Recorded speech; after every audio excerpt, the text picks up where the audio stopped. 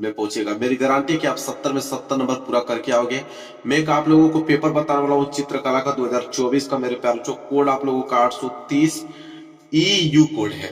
इसमें जितने प्रश्न है एक नजर पूरा देख कर चले जाओ मेरे प्यारे बच्चों। डिट्टो प्रश्न आप लोगों को छपने वाला। एग्जाम हॉल में बैठोगे तो पूरा का पूरा प्रश्न देखने को मिलेगा। पूरा का पूरा प्रश्न करके आओगे। 3 घंटा 15 मिनट का समय दिया जाएगा। हमको लगता है 1.5 घंटे में करके पेपर चले आओगे। अनुक्रमांक और नाम यहाँ पे अपना जरूर डाल दीजिएगा पेपर में। और 3 घंटे 15 मिनट में इस पेपर को हल करना है। आप आराम से 2 घंटे में 1.5 घंटे में करके चले आओगे। नीचे जब आप बढ़ोगे मेरे प्यारे बच्चों तो यहाँ पे सामान्य निर्देश दिया गया जो कि पढ़ना बहुत ही ज्यादा जरूरी है। निर्देश में यहाँ पे अगर मैं बड़ा करूं, पहला निर्देश बोला है कि मुख्य पृष्ठ तथा इसमें रखे प्रत्येक उत्तर पत्रक के दाहिने कोने पर अपना अनुक्रमांक अंकों तथा शब्दों में साफ साफ लिखिए तथा केंद्र व्यवस्थापक की हस्ताक्षर युक्त मुहर प्रत्येक प्रपत्र पर लगाएं और उन पर कक्ष निरीक्षक से भी हस्ताक्षर करवाएं। मेरे प्यारों, जैसे आप एग्जाम हॉल में पहुंचोगे ना तो आपको एक व्हाइट पेज मिलेगा। यहाँ पे इस तरह ये व्हाइट पेज मिलेगा आपको चित्र बनाने के लिए। दाहिने कोने पे यहाँ पे स्केल की सहायता से आप एक बॉक्स बना लेना। ठीक है, यहाँ पे अनुक्रमांक अंकों में, अनुक्रमांक शब्दों में। ठीक है, यहाँ पे कीजिएगा। और यहाँ पे अपना मेरे प्यारे बच्चों नाम यहाँ पे अपना लिखने के बाद यहाँ पे अपना सिग्नेचर करवा लीजिएगा जो आपका कक्ष निरीक्षक होगा। वही चीज बोला है यहाँ पे मेरे प्यारे बच्चों कि अनुक्रमांक अंकों तथा शब्दों में साफ साफ लिखकर केंद्र व्यवस्थापक की हस्ताक्षर जरूर आपको करवा लेनी है, जो टीचर आपके एग्जाम हॉल में होंगे उस समय।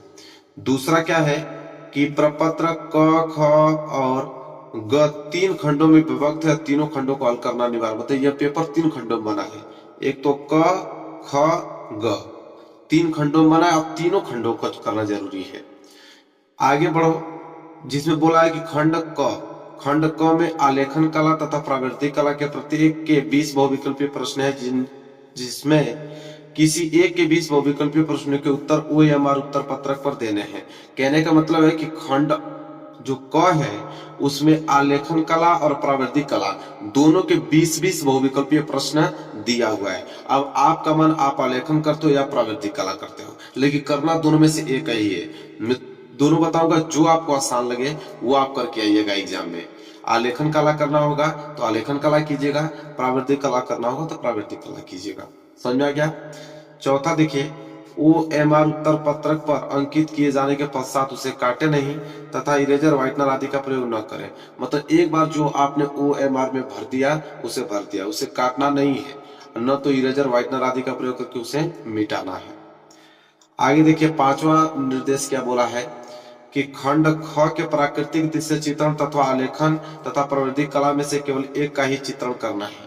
अब खंड ख जो आएगा उसमें 3 आपको प्रश्न दिए रहेंगे। एक तो प्राकृतिक दृश्य, दूसरा आलेखन, तीसरा प्रवृत्ति कला। अब तीनों में से किसी एक का ही आपको चित्र बनाना होगा। अब आपका मन, आप प्राकृतिक बनाते हो कि आलेखन बनाते हो या प्रावृत्ति बनाते हो, लेकिन तीनों में से एक ही बनाना है। इसके बाद है खंड ग। खंड ग में 2 प्रश्न रहेंगे मेरे प्यारे बच्चों, दोनों करना अनिवार्य है। 10-10 नंबर के रहेंगे। तो खंड ग में स्मृति चित्रण आएगा, तो स्मृति चित्रण के प्रश्न दिए गए हैं। मेरे प्यारे बच्चों, यह तो रहा पूरा निर्देश, जो कि मैंने आप लोगों को निर्देश पूरा बता दिया। ये पेपर यहाँ से स्टार्ट होता है। मैंने बोला था ना कि पहले बहुविकल्पीय प्रश्न आएगा आलेखन और प्रवृत्ति कला का। ठीक है, तो पहले आलेखन कला का देखते हैं मेरे प्यारे बच्चों। ठीक है, आलेखन कला के देखते हैं। जो आपका मन करे, चाहे आलेखन करे चाहे प्रवृत्ति करे, दोनों में से एक ही करना है। पहले आया है आलेखन का। ठीक है, आलेखन में ए पॉइंट बोला है, ए वाला, कि प्रत्येक बहुविकल्पीय प्रश्न के 4 विकल्प दिए गए हैं और इनमें से सही उत्तर चुनिए और सही क्रम में अपने OMR उत्तर पत्र पर अंकित करें। देखिए, 20 बहुविकल्पीय प्रश्न 20 अंकों का है आलेखन कला का। क्या है पहला प्रश्न मेरे प्यारे बच्चों कि निम्न में से प्राथमिक रंग कौन सा है। मतलब इन चारों में से प्राथमिक रंग कौन सा है, यह प्रश्न पूछा है। और ये प्रश्न बहुत ज्यादा इंपोर्टेंट है, आपको हर एक प्रश्न तैयार करना है। प्राथमिक रंग जो है मेरे प्यारे बच्चों वो पीला है। क्या है? पीला जो है आप लोगों का प्राथमिक रंग है। दूसरा अगर हम बात करें, दूसरा है ओस्टवाल्ड कलर चार्ट में कितने रंग होते हैं। तो ओस्टवाल्ड कलर चार्ट में मेरे प्यारे बच्चों जो रंग होते हैं वो 8 होते हैं। कितने होते हैं? 8 रंग होते हैं। इसलिए बी वाला ऑप्शन बिल्कुल राइट आंसर हो जाएगा। बात अगर हम करेंगे तीसरे प्रश्न को लेकर, तो कह रहा है कि बारीक लाइन बनाने के लिए किस नंबर के ब्रश का प्रयोग करना चाहिए। मेरे प्यारों, अगर बारीक लाइन आपको बनाना है तो 0 नंबर ब्रश का आपको प्रयोग करना पड़ेगा। तो तीसरे का डी जो है बिल्कुल राइट आंसर हो जाएगा। चौथा है कि कौन सा गर्म रंग है। मतलब चारों में से गर्म रंग की अगर हम बात करें तो लाल जो है वो गर्म रंग होता है। सी वाला ऑप्शन बिल्कुल राइट आंसर हो जाएगा। आगे अगर हम बढ़ेंगे तो पांचवा प्रश्न देखिए क्या है कि इंद्रधनुष में कितने रंग होते हैं। तो इंद्रधनुष में सबको मालूम है कि 7 रंग होते हैं। डी वाला ऑप्शन बिल्कुल राइट आंसर हो जाएगा। वही अगर आगे हम बात करें क्वेश्चन नंबर 6 को लेकर, क्वेश्चन नंबर 6 है कि किस नंबर की पेंसिल से खींची गई रेखाएं गहरी होती हैं। तो मेरे प्यारों बच्चों गहरी पूछा है ना, तो गहरी मतलब ब्लैक। अगर बी की संख्या, तो ट्रिक में बता देता हूँ, जिसमें बी की संख्या अधिक होगी समझ लो वही गहरी रंग होगी। ठीक है, तो यहाँ पे दिया है एच बी, इसमें क्या है आपका एच बी है, और इसमें आपका 2B है। एच देखो होगा नहीं, 2H भी नहीं होगा, सिर्फ बी हम लोग देखेंगे। अगर गहरी पूछ दिया तो समझ लो बी की संख्या, तो इसमें एक बी है, इसमें 2B है, तो मतलब 2B वाला अधिक होगा, इसलिए सी वाला जो बिल्कुल राइट आंसर हो जाएगा। अगर गहरी पूछे तो समझ लेना कि बी की संख्या जिसमें अधिक होगी वही राइट आंसर होगा। ट्रिक है ये। सातवां देखिए क्या है कि निम्नलिखित में से द्वितीय का रंग कौन सा है। मतलब चारों ऑप्शन में से द्वितीय रंग कौन सा है, तो नारंगी है। कौन है, नारंगी है, सी वाला। सातवें का सी जो है बिल्कुल राइट आंसर होगा आप लोगों का। आगे बढ़िए, आठवां प्रश्न देखिए क्या है कि लाल में सफेद मिलाने से कौन सा रंग बनता है। तो लाल में अगर हम सफेद मिला देंगे मेरे ख्याल जो गुलाबी रंग बन के तैयार हो जाएगा। बी वाला ऑप्शन बिल्कुल राइट आंसर होगा। वही अगर हम बात करें क्वेश्चन नंबर 9 कि बिना ब्रश की सहायता से कौन सा रंग लगाया जाता है। तो बिना ब्रश की सहायता से कौन सा आप रंग लगा सकते हैं, तो वो होता है तेल रंग। बी वाला ऑप्शन बिल्कुल राइट आंसर होगा। आगे जब बढ़ेंगे प्रश्न नंबर 10वां कि हरा, नारंगी तथा बैंगनी निम्नलिखित रंग के वर्गीकरण में कहाँ स्थित होता है मेरे प्यारे बच्चों, तो वो द्वितीय रंग में आते हैं। बी वाला ऑप्शन बिल्कुल राइट आंसर होगा।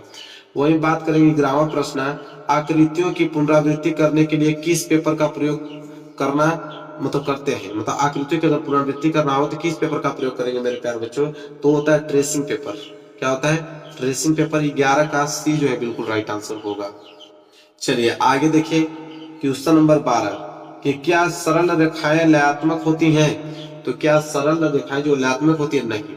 क्या इसका उत्तर होगा नहीं, बी वाला ऑप्शन बिल्कुल राइट आंसर होगा।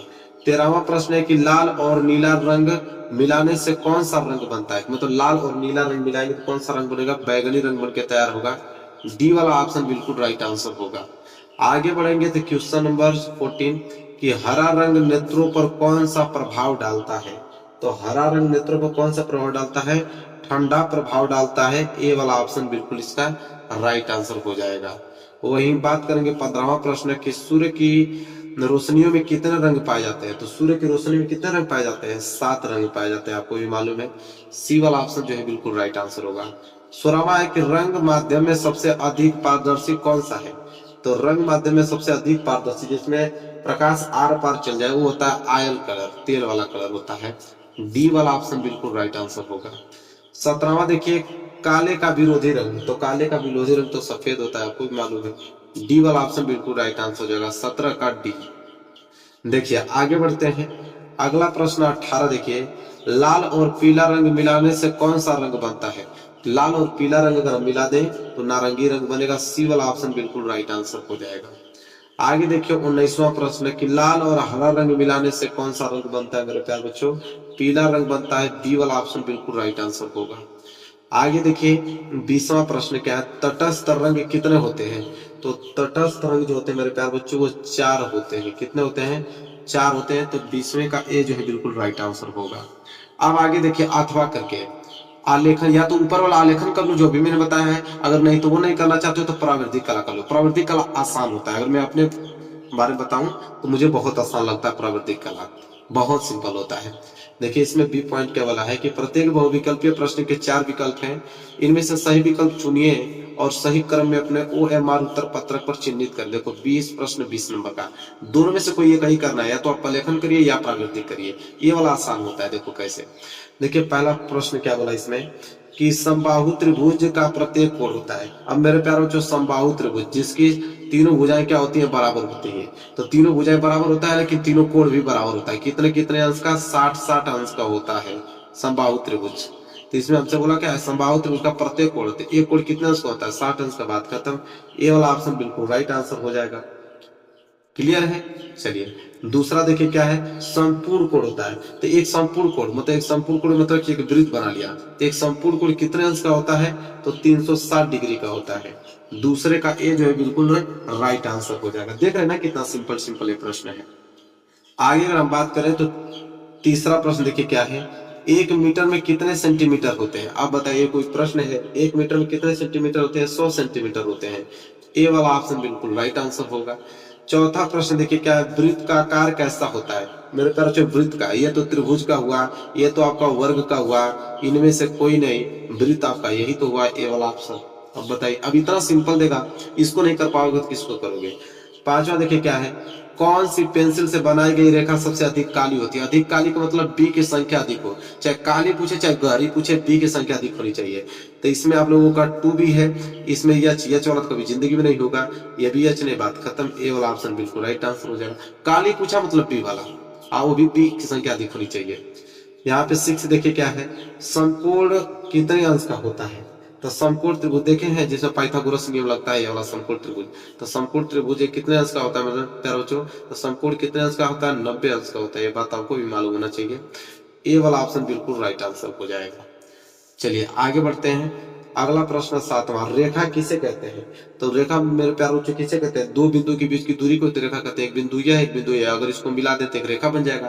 तो रेखा किसे कहते हैं, तो दो बिंदुओं के बीच की दूरी को हम रेखा कहते हैं। ए वाला ऑप्शन बिल्कुल राइट आंसर हो जाएगा। आठवां देखिए क्या है, आठवां, वर्ग किसे कहते हैं। तो मेरे प्यारे बच्चों वर्ग की चारों भुजाएं बराबर होता है, वर्ग का प्रत्येक कोण भी बराबर होता है 90-90 अंश का। तो वर्ग किसे कहते हैं, ऑप्शन है जिसकी चारों भुजाएं क्या हो, बराबर हो, उसमें हम क्या कहते हैं, वर्ग कहते हैं। तो 8वें का ए जो है राइट आंसर होगा। आगे देखिए क्वेश्चन नंबर 9 क्या है, कि निम्न में से कौन सा आकार त्रिभुजाकार है। अब त्रिभुज का आकार कौन सा है, ए वाला ऑप्शन। अभी इसमें भी सोचोगे। आगे देखिए 10वां प्रश्न, 180 अंश के कोण को क्या कहते हैं। तो 180 अंश के कोण को हम लोग एक सरल कोण भी कहते हैं, या इसे ऋजु कोण भी कहते हैं। देखो ये 180 अंश का कोण बनाता है, जिसे लोग सरल कोण के नाम से भी जानते हैं। ए वाला ऑप्शन बिल्कुल राइट आंसर हो जाएगा, 10वें का ए। आगे देखिए 11वां प्रश्न क्या है, कि कौन सी पेंसिल से बनी के रखा है हल्की होती है। तो अगर काली पूछे तो बी की संख्या अधिक होनी चाहिए, लेकिन हल्की पूछे तो एच की संख्या जिसमें अधिक हो। तो इसमें 2H है, इसमें सिर्फ एक एच है, इसमें भी एक एच है, लेकिन इसमें 2H है, इसलिए सी वाला ऑप्शन बिल्कुल राइट आंसर हो जाएगा। हल्की पूछे तो एच की संख्या अधिक होनी चाहिए, काली पूछे तो बी की संख्या अधिक होनी चाहिए बस। 12वां प्रश्न देखिए, 1 डेसीमीटर में कितने सेंटीमीटर होते हैं मेरे प्यारे बच्चों, 10 सेंटीमीटर होते हैं। तो 12 का ए जो है राइट आंसर होगा। आगे देखिए 13वां प्रश्न है, आयत का प्रत्येक कोण कितने अंश का होता है। तो आयत का प्रत्येक कोण मेरे प्यारे बच्चों 90 अंश का होता है, आपको भी मालूम है, क्योंकि आयत जो बनता है उसके आमने सामने भुजा बराबर होता है, लेकिन कोण जो होता है 90-90 अंश का होता है। तो आयत का प्रत्येक कोण कितने अंश का होता है, 90 अंश का होता है। आगे देखिए 14वां, वर्ग के प्रत्येक कोण कितने अंश का होता है। तो वर्ग के भी प्रत्येक कोण 90 अंश का ही होता है, आयत के भी और वर्ग के। बस फर्क ये होता है कि आयत का आमने सामने की भुजा बराबर होता है और वर्ग के सभी भुजाएं बराबर होती है, लेकिन कोण की अगर हम बात करें तो दोनों के 90-90 अंश कोण होते हैं। आगे देखिए मेरे प्यारे बच्चों प्रश्न नंबर 15, कि निम्न में से कौन सा आकार आयताकार है, मतलब आयत के आकार का कौन सा है। तो आयत जिसके आमने सामने भुजा बराबर, ये तो आप लोगों का वृत्त हो गया, ये तो आपका त्रिभुज हो गया, ये तो आपका वर्ग हो गया। आयत तो यही होगा ना जिसके आमने सामने भुजा बराबर होता है, ये भुजा इसके बराबर होती है और ये वाला भुजा इसके बराबर होती है। चलिए बात करते हैं आगे 16वां प्रश्न, निम्न में से कौन सा युग्म संपूरक होता है। संपूरक का मतलब आप समझते हो, संपूरक का मतलब ये चीज होता है कि जिन दो कोणों का युग्म मेरे प्यारे बच्चों 90 अंश हो, ठीक है। तो इसका राइट आंसर होगा सी वाला मेरे प्यारे बच्चों, ठीक है। आगे बढ़िए, अगला देखिए 17वां, 1 मीटर में कितने डेसीमीटर होते हैं मेरे प्यारे बच्चों। तो 10 डेसीमीटर होते हैं, बी वाला ऑप्शन बिल्कुल राइट आंसर हो जाएगा। आगे देखिए 18वां प्रश्न, कि यदि एक अर्धवृत्त में एक कोण 90 अंश का है तो दूसरा कोण कितना डिग्री का होगा। तो जाहिर सी बात है कि अगर एक अर्धवृत्त है और एक कोण 90 अंश का है मेरे प्यारे बच्चों, तो दूसरा कोण भी आपका 90 अंश का ही होगा, ठीक है, क्योंकि अर्धवृत्त ऐसे ही बनता है, अगर यह 90 अंश का हो गया तो नीचे वाला भी 90 अंश का होगा। आगे देखिए 19वां प्रश्न है, कि यदि एक वृत्त में एक कोण 120 अंश का है तो दूसरा कोण क्या होगा, ठीक है। तो देखिए एक वृत्त जो होता है 360 अंश का होता है, तो 360 अंश होता है और एक कोण 120 अंश है, तो 120 घटा दीजिए, इसमें से बच जाएगा आपका 240। तो दूसरा कोण कितने अंश का हो जाएगा, 240 अंश का, मतलब डी वाला ऑप्शन जो है बिल्कुल राइट आंसर हो जाएगा। आगे देखिए क्या है 20वां प्रश्न कि अगर 60 अंश के कोण में एक कोण 30 अंश का है तो दूसरा कोण, तो 60 अंश में कोण 30 अंश है तो दूसरा कोण भी आप लोगों का 30 अंश होगा ही। तो 30 अंश का मतलब इधर होगा आपका सी वाला ऑप्शन बिल्कुल राइट आंसर होगा। तो यह था मेरे प्यारे बच्चों प्राविधिक कला। तो प्राविधिक कला आसान था कि नहीं था? आपके मन चाहे आप आलेखन करो या प्राविधिक करो, मैं दोनों बता दिया हूं आप लोगों को। अब यहां से स्टार्ट होगा मेरे प्यारे बच्चों खंड ख। खंड ख में बोला निर्देश में कि इस खंड में प्राकृतिक दृश्य चित्रण, आलेखन तथा प्राकृतिक कला में से केवल एक ही चित्र करना है और 30 नंबर आपको दिया जाएगा। या तो आप प्राकृतिक दृश्य चित्रण करो, या तो मेरे प्यारे बच्चों आप आलेखन करो, या इधर पीछे आपका प्राकृतिक दिया है। तो तीनों में से एक ही करना है, लेकिन मैं तीनों को आपको बताऊंगा। जैसे प्राकृतिक दृश्य चित्रण में करना होगा तो आपको क्या करना होगा कि ये बोला है यहाँ पे कि दिए गए ड्रेसिंग शीट पर 22 सेंटीमीटर गुणे 18 सेंटीमीटर के एक आयत में गांव के बाजार का प्राकृतिक दृश्य चित्रण कीजिए। हाथ में सामान की टोकरी लिए घर लौटती महिला होनी चाहिए, उसके साथ गुब्बारा लिए बच्चा चित्रित कीजिए। कुछ पेड़ बनाइए, झोपड़ी बनाइए और आसमान में उड़ते पक्षी चित्र में दर्शाइए। चित्रांकन वाटर कलर या पेस्टल कलर से करें। चित्रांकन करते समय निम्नलिखित बातों पर ध्यान आपको रखना है। तो 22 गुणे 18 का मतलब होता है कि 22 सेंटीमीटर लंबा और 18 सेंटीमीटर चौड़ा का एक आप क्या बनाएंगे, आयत बनाएंगे। आयत बनाने के बाद जो जो चीज इसमें दिया है कि घर लौटती महिला, गुब्बारा लिए वह बच्चा, झोपड़ी, आसमान में उड़ते पक्षी, ये सारी चीज आपको उसमें होना चाहिए। ठीक है। और इसमें नंबर कैसे मिलता है कि सही संरचना एवं परिप्रेक्ष्य। सही संरचना बनाओगे तो 10 नंबर मिलेगा, संयोजन उसको बढ़िया से सजाओगे तो 5 नंबर मिलेगा। अगर सही सही अलग अलग कलर से उसको जो कलर जो चीज मांगता है उस कलर को आप अच्छे से करते हो तो 5 नंबर उसमें दिए जाएंगे। और जितना आपको सुंदर दिखने में लगेगा 5 नंबर उस पर दिया जाएगा। मतलब सारी चीजें देखते हुए तब आपको 30 नंबर यहाँ पे मिलेगा। तो यह था प्राकृतिक दृश्य चित्रण। अगर प्राकृतिक दृश्य चित्रण नहीं करना चाहते हो तो आलेखन कर लो। आलेखन अगर करना चाहोगे तो उसमें देगा कि अपनी ड्राइंग शीट पर 16 सेंटीमीटर गुणे 22 सेंटीमीटर के एक आयत में पूर्ण मौलिक इकाई वाला एक अलंकारिक आलेखन बनाइए और आलेखन मंदिर की छत को सजावट के लिए उपयुक्त हो। डिजाइन किसी भी भारतीय पुष्प बनाइए, पत्तियां कलियों पर आधारित हो। और डिजाइन में किन्हीं तीन सुंदर संगति वाले जल रंगों का प्रयोग कीजिए। निम्नलिखित बातों पर ध्यान रखिए। मतलब मेरे प्यारे बच्चों 16 गुणे 22 नहीं 16 गुणे 12 सेंटीमीटर था ना, 16 सेंटीमीटर लंबा और 12 सेंटीमीटर चौड़ा के एक आयत बनाइए और उसमें आप भारतीय पुष्प बनाइए, उसका कली बनाइए। ठीक है। और मौलिक की इकाई की मौलिकता पे 10 नंबर मिलेंगे, लयनात्मक रेखांकन पे 5 नंबर मिलेंगे, रंगों का चयन पे 10 नंबर, आकर्षण सामान्य प्रभाव पे 5 नंबर। मतलब जितना सुंदर दिखने में लगेगा 5 नंबर उस पे दिया जाएगा। अलग अलग कलर का प्रयोग करेंगे तो 5 नंबर मिलेगा। जितना सेंटीमीटर का आयत बोला अगर उतना बनाओगे तो 5 नंबर उसमें मिलेगा। और इकाई के मौलिकता जो जो चीज बोला है उसमें वो बनाओगे तो 10 नंबर मिलेगा, तब जाके 30 नंबर दिए जाएंगे। अगर आप आलेखन भी नहीं करना चाहते हो तो अथवा करके आपको दिया है कि प्रावर्धिक कर लो, लेकिन तीनों में से एक ही करना है। प्रावर्धिक करोगे तो उसमें सूचना दिया है पहला पॉइंट कि निम्नलिखित 5 प्रश्नों में से किन्हीं 3 प्रश्नों के उत्तर दीजिए। मतलब प्रावर्धिक कला में 5 प्रश्न रहेंगे और 3 प्रश्नों के उत्तर दोगे तो 10 नंबर के हिसाब से 30 नंबर आपको मिलेगा। दूसरा पॉइंट बोला है कि प्रत्येक प्रश्न के अंक समान है, मतलब 10 नंबर के। तीसरा है कि प्रत्येक उत्तर की रचना में निर्दिष्ट रेखाएं, रचनात्मक रेखाएं एवं अभीष्ट रेखाएं स्पष्ट हों। रचनात्मक रेखाओं को न मिटाएं। और चौथा है कि रफ कार्य श्वेत फुल इसके पेपर पे कीजिए और इसे भी अपने उत्तर पत्र के साथ संलग्न कर दीजिए। कहने का मतलब कि जब आप लोग रफ कार्य जो बनाएंगे उसको भी आपको संलग्न करना है। देखो 3 प्रश्न करोगे तो 10 नंबर के हिसाब से 30 नंबर मिलेगा। जिसमें से अ वाला प्रश्न है, 5 प्रश्न है, 5 में से 3 करना है। जिसमें से अ वाला है कि एक त्रिभुज क ख ग की रचना कीजिए। मतलब 3 त्रिभुज बनाइए जिसका परिमाप 12 सेंटीमीटर तथा भुजाओं का अनुपात जो है 3:4:5 हो। ठीक है। और ब वाला है कि एक त्रिभुज की रचना कीजिए जिसकी भुजाएं 4 सेंटीमीटर हो, 5 सेंटीमीटर हो, 6 सेंटीमीटर हो। त्रिभुज के क्षेत्रफल के बराबर एक आयत की भी आपको रचना करना है। इसके बाद आइए 100 वाला। ठीक है। 100 वाला प्रश्न क्या है कि 6 सेंटीमीटर भुजा के एक वर्ग में एक ज्यामितीय आलेखन की रचना कीजिए जो कि एक त्रिभुज, वर्ग और रेखाओं पर क्या हो, आधारित हो। ठीक है। अब आइए चौथा प्रश्न पे द वाला कि 2 समान वृत्तों क ख की तिर्यक स्पर्श रेखाएं खींचिए जिनकी त्रिज्या प्रत्येक 3 सेंटीमीटर हो और उनके केंद्रों के बीच की दूरी कितना होना चाहिए, 7 सेंटीमीटर होना चाहिए। चौथा प्रश्न है। और लास्ट प्रश्न 5वां है। इन्हीं पांचों में से किन्हीं 3 को करना है। पांचवा है यह वाला कि एक साधारण मापने की रचना कीजिए जिसके द्वारा मीटर की दूरी पढ़ी जा सके, जबकि 3 सेंटीमीटर 12 सेंटीमीटर की दूरी प्रदर्शित करती है। मापनी का निरूपक भिन्न ज्ञात कीजिए और मापनी में 34 मीटर की दूरी पर अंकित कीजिए। 5 प्रश्न हैं, 5 में से किन्हीं 3 का प्रश्न आपको करना है। 10 नंबर के हिसाब से 30 नंबर दिए जाएंगे। अब आगे आइए, अब आएगा खंड ग। ठीक है, खंड ग में मेरे प्यारे बच्चों क्या है, स्मृति चित्रण प्रश्न होगा। मैंने कहा था ना कि खंड ग में स्मृति चित्रण होगा, खंड ग करना होगा सबको। स्मृति चित्रण में बोला है कि इस प्रश्न के 2 भाग हैं, एक तो क है एक ख है, और दोनों ही भागों के चित्र बनाना आपको अनिवार्य है। जिसमें से क वाला देखिए बोला है कि निम्नलिखित में से किसी एक का स्मृति चित्रण पेंसिल के माध्यम से बनाइए और चित्र की माप जो है 15 सेंटीमीटर से कम ना हो, मतलब 15 सेंटीमीटर चित्र होना ही चाहिए किसी कीमत पे। जिसमें से बोला है देखिए रेखा सौवस्त पे 4 नंबर, अगर 15 सेंटीमीटर नेट आप बनाओगे तो 4 नंबर उस पे दिया जाएगा, और आकृति के अनुरूपता कितना सुंदर बनाते हो 6 नंबर उस पे दिए जाएंगे। और यहाँ पे देखिए दिया है ए वाला अमरूद पत्ती सहित 2 टमाटर, तीसरा है पपीता और चौथा है बैगनी।